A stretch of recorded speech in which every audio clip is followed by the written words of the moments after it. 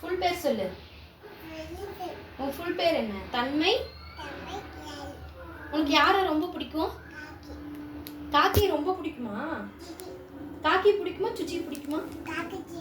ரெண்டு பேர்த்தையும் பிடிக்குமா? அப்போ அச்சு வேணுமா?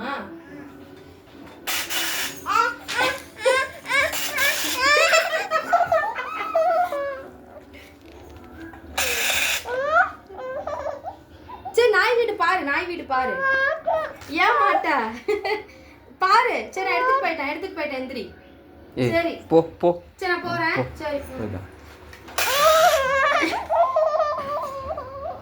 வேண்டாமா நாய் வீடு? ஒரு தடவை விடி. தன்மை செல்லல. சரி போய் வச்சிரு போ. போய் வை. போ. போ.